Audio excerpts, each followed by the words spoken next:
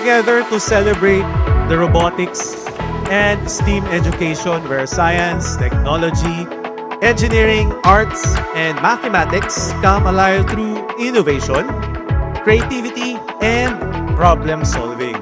With our programs, as you can see, we use different types of educational robotics kits from kinder to senior high school. So for today, we come together and use those educational robotics kits to finish our mission. And all our missions here are all connected to solving the UN Sustainable Development Goals. So this event highlights not only the technical skills, but also the teamwork, critical thinking, and real-world application.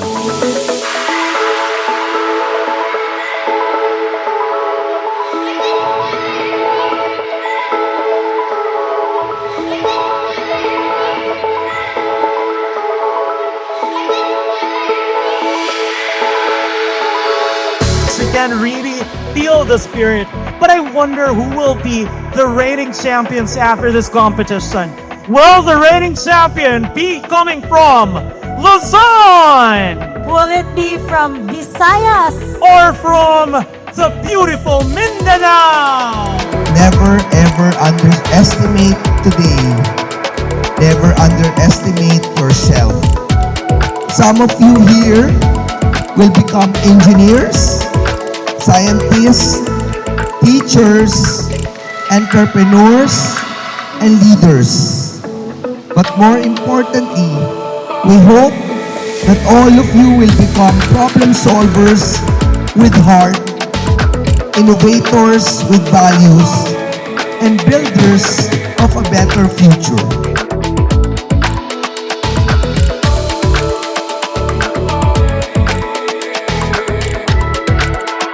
Let's not wait any longer. I'm sure the kids are all set, and it's time to get those robots ready. Let the 11th Philippine Robothon begin!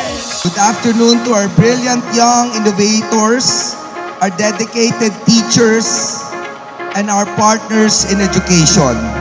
We would like to thank University of San Agustin for graciously hosting the 11th Robothon, a place where faith, character, and excellence continue to shape future leaders. Thank you very much for opening your doors to imagination, creativity, and possibility. To our students, today is not just a competition. Today is a moment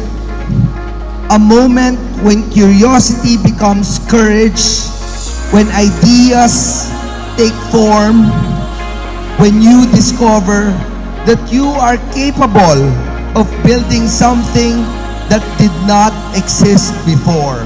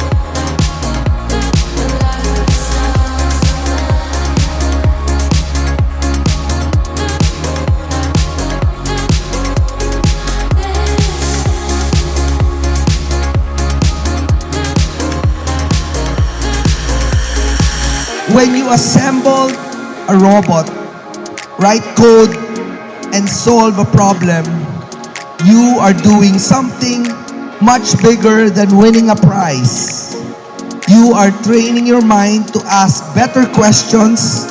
You are learning to fail forward, to try again, and to persevere.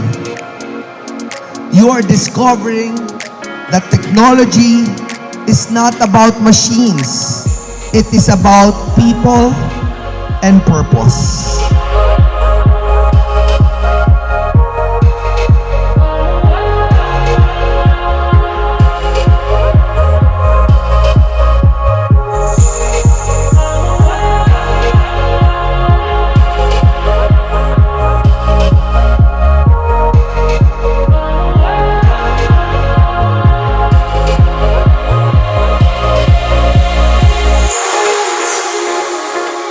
May this Robothon plant a seed in you, a seed of confidence, a seed of purpose, a seed to build bold dreams. Keep building, keep dreaming, and never stop believing that you can change the world one idea at a time. Again, thank you very much and congratulations to all of you.